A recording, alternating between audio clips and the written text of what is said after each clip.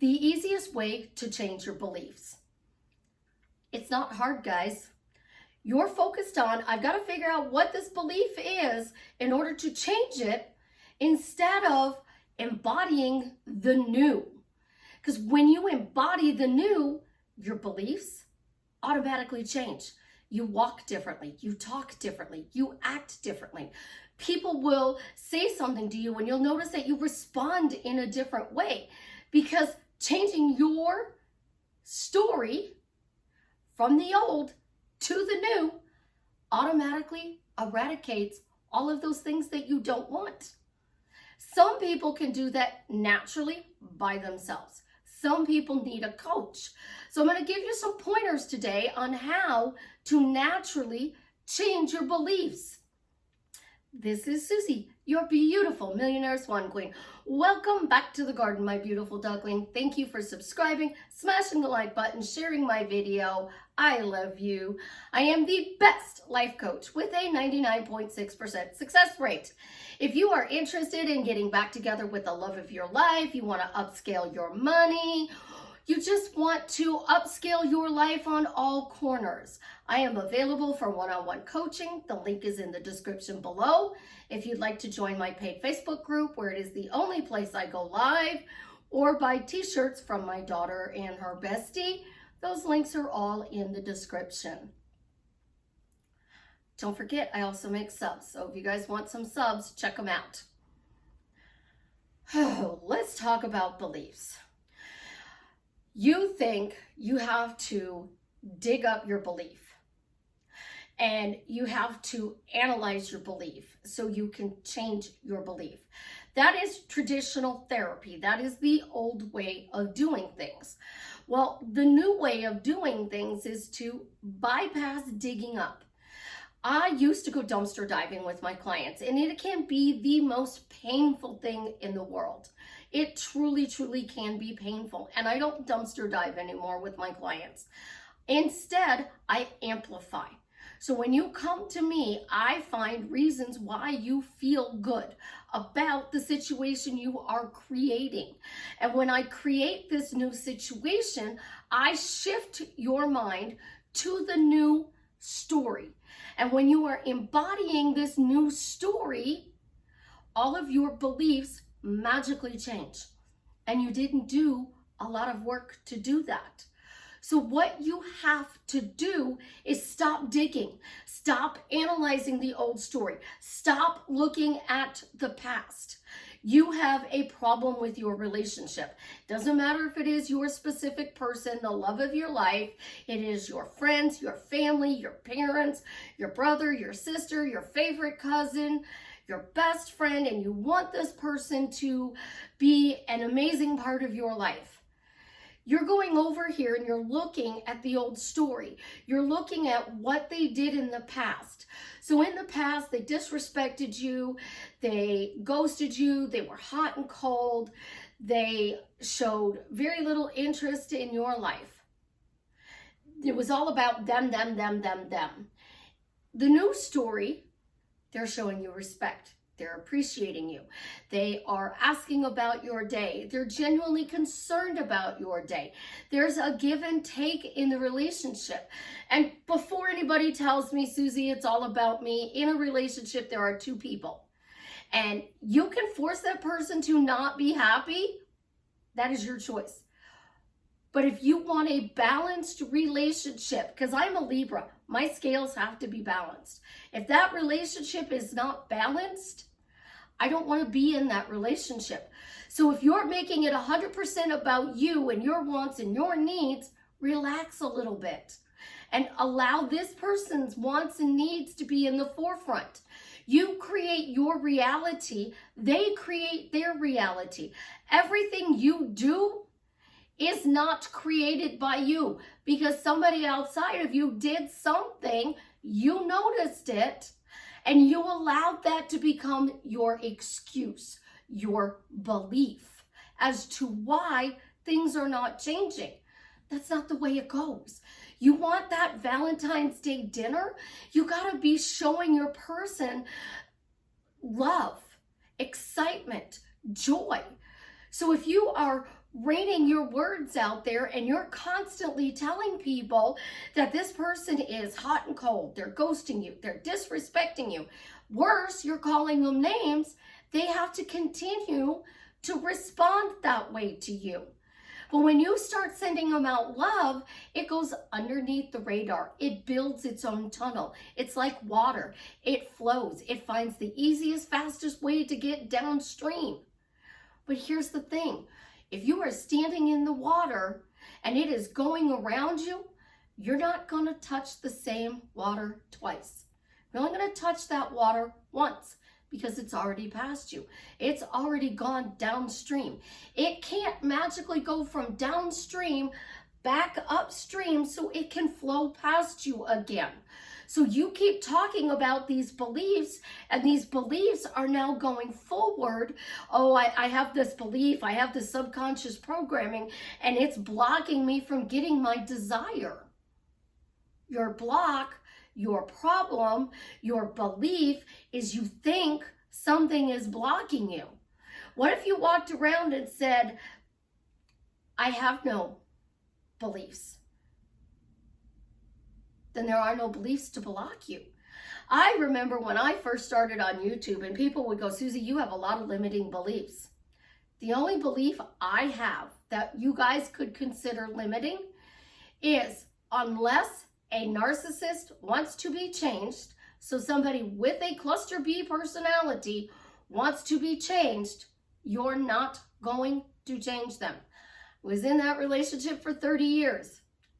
I tried over and over and over and over again. I have a client who has borderline personality and histrionic.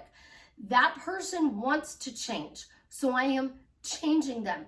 I'm healing them of the trauma that caused them to be a cluster B. Because Freud says it's from the mother. The mother harmed the child emotionally when they were a child, and as a result, they developed this personality disorder. But unless you want to change, they're not going to change. So a true cluster B personality is what I believe cannot be changed unless they want to. A toxic person that is not a narcissist that you're calling toxic, was never toxic in the beginning, can change because this toxic person was never toxic. There's a difference between my ex-husband and somebody who is genuinely nice that's just doing dumb things or hurtful things. So when you are changing you, you're not changing that person outside of you. You are changing the way you see the world. So your perspective is this person is causing chaos, and you have to change your belief instead of the perspective over here where I'm embodying the new story, and the new story has new beliefs. The new story has new confidence. The new story has new ways of responding. So I have talked to a client that I have not talked to in a while, and she said, Susie, what have you done? You sound so different. I leveled up. I let go of some old stories and I leveled up. As a result, I respond in different ways. I'm not afraid to say you're violating my boundary. I will do anything for you, but I won't do this. I'll do this. Don't ask me to do that, because I won't do it. When you have a boundary, you don't have to discuss this boundary and have a deep conversation with your person, because that deep conversation is taking a lot of harbored emotions and anger and frustration, and it's going to cause you to break up. Instead, get out a piece of paper. Write out your frustration. Let it all out. Say, I'm tired of being frustrated. I'm going to let it all out. Put your pen on that piece of paper and write. And don't pick that pen up until you get to the end of the page. If you're done, you're done. If not, put the pen on the next page and don't lift it up until you're done with that page. Fill as many pages as you need. If you only need 1 page or 20 pages. When you're done and you feel better, ask yourself, do you feel calm? Do you want to change the way you feel about this situation? Do you want to allow yourself to use the reason that you have to change your subconscious programming or beliefs as an excuse to prevent you from getting this? Because all that is an excuse, guys. All that is an excuse. You all love Neville Goddard. And he said, change your state. That's all you have to do. You don't have to dig. But your mental diet is letting go of the story and the reasons that you're not getting your desire. So your belief that is blocking you, I'm blocked. Like, what do I need to do? How do I change this situation? I need to find out what's blocking me. That's 99% of the people's problem. What is blocking you? There are certain things in life that are what I would call a mental switch. Money is a mental switch. You either have a poverty consciousness or you have a wealth consciousness. If you have a poverty consciousness, you have to flip the switch. Once you flip the switch, then you will have this, I feel rich, and then we have to work on the money flow, the building of the accounts. Because the wealthy person already has this, there's about 5 or 6 things that actually need to be changed with money. If you have an abandonment issue, that's a switch. We flip it. You'll no longer feel abandoned. But your person isn't abandoning you. It's the original person that we have to heal that trauma to set that switch to people stay in my life. The other thing that is a switch is lucky. So if you guys are walking around doing the lucky syndrome, the lucky girl syndrome, or the lucky girl method, lucky is a switch. And walking around saying, I'm lucky and I get everything I want, that's an actual lack statement. Lucky is a switch. And lucky isn't what you're really going for, guys. I mean, I love you, but lucky is things magically happen for you out of the blue. So if you're trying to manifest your specific person, lucky's not what you want. If you're trying to amplify your money and you're using lottery, lucky would be what you want. But lucky means that you're going to win big once. Spoiled means you're going to win big all the time. So when you are looking at your beliefs, look at what you're actually saying. Is it a lack statement or is it a forward focus statement? I have something going on in my life, and I reached out to an old friend and I asked the old friend about my situation, and we're working through the situation with the old friend. Now, I'm in my head 86,400 seconds a day. I don't have a lot of thoughts, very, very few thoughts. Normally, I do not dream, so I have no thoughts, I don't dream, and I don't have an internal voice. So if I'm reading a book, I don't hear anything from the book. It's just words on a page. If I am reading your text message, it's just words on a page. I go for the energy of the person who sent me. What is your energy? Are you upset? Are you angry? Are you excited? Are you joyful? I go for your energy, and I can feel your energy, but those words on the page, they're just words. When I read a person's text messages that I know and I talk to a lot, I'll actually hear it in their voice as if they were saying it out loud to me. If you are thinking about me and you're walking around doing a fist pump, yelling and saying, Susie, what the heck? I feel that because I feel energy. I have no internal voice, so I'm going to hear your voice going, Susie, Susie, what the heck? So it makes it even difficult to change my situation because I can sit and watch a whole movie and never have a thought. I can work an 8-hour shift at Walmart and not have a thought. I can be on a call at a call center and do it 10 hours a day and not have a thought. So if I don't have a thought, that means I'm not changing my state, my story. I'm staying in that old, whatever you want to call it, but I call it story. So I have to consciously find ways to affirm that works for me. And because my mind is silent, I need to affirm.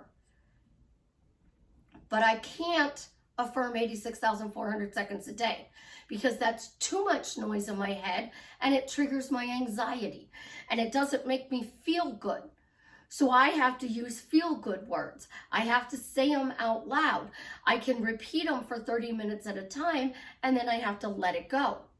If you have a noisy mind that has an internal voice, and it is narrating everything in your life, because a lot of people have a loud internal voice, and then some people have an internal voice that makes up stories about everything that's going on.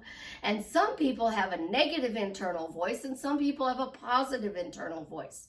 So there's 4 different voices if you have a very active mind that I personally have dealt with clients, family, and friend. So you have to affirm over that voice. This isn't a belief. This is an old story. We can let this go. It no longer serves us. I let it go. I let go of the reasons that I'm being blocked because it's not a belief, guys. Your beliefs change based on your perspective. And if your perspective is chaos, your beliefs are going to be rooted in chaos. If your beliefs are rooted in love, your perspective is going to be love. So chaos has its own beliefs. Love has its own belief.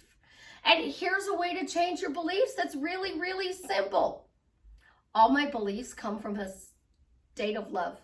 All my beliefs come from the energy of love. All my beliefs have always come from a place of love. All my beliefs are always rooted in love. All my beliefs are always positive and reinforce and empower my life. You guys are so set on these phrases.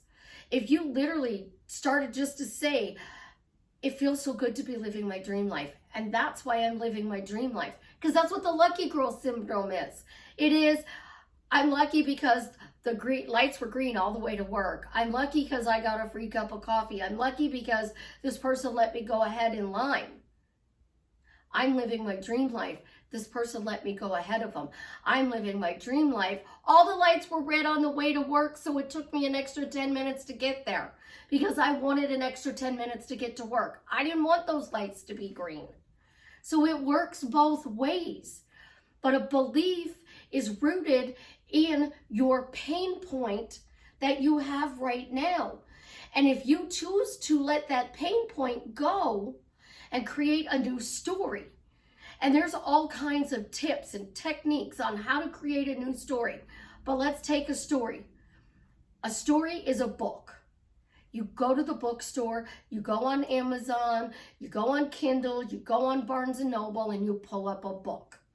When you are in Barnes & Noble or you're in Books A Million, which are 2 of the stores near me, and you go to the aisle you want to be in, you're going to go to the self-help section. You're going to look at the titles of the book. What title grabs your attention? That title is the book you're going to pick up. And you're looking at the titles on beliefs. How do I change my beliefs? Why do I suddenly change my beliefs? Isn't it wonderful? It's easy to change your beliefs. Why is it incredibly easy to change your beliefs? What book are you going to grab? You're going to pick that up and you're going to look at the back of the book or the inside jack and you're going to read the description. And that description is going to amplify the title of that book. Or you're going to go, this is a clickbait title, and put it back. So what is your clickbait title? I have to change my beliefs? Or my beliefs are rooted in love? My beliefs empower my life. My beliefs bring my dream life to me. That's how easy it is to change your beliefs. By talking about the fact that you changed them, and they easily changed. And the more you talk about how you changed your life for the better, you're automatically changing your beliefs. I literally shifted a client one day. And when I shifted this client, it was the most beautiful thing in the world, because the client was upset. They were frustrated. They were angry. Their head was down. They were kind of leaned forward. They were just all in their head in a forward, lean down motion. When I changed them, this person sat back. Their voice had a different tone to it. The way they were responding to my questions and the conversation we were having was completely different. Their confidence went from a 3 to a 23. Like, it just skyrocketed.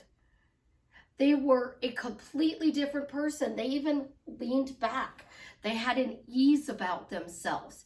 I changed one thing and everything changed for them.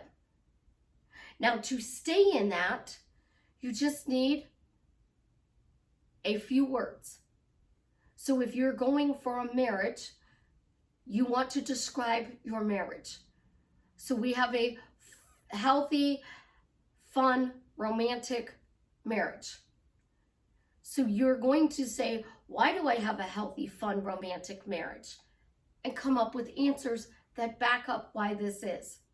Thank you. I have a fun, healthy, happy, romantic marriage.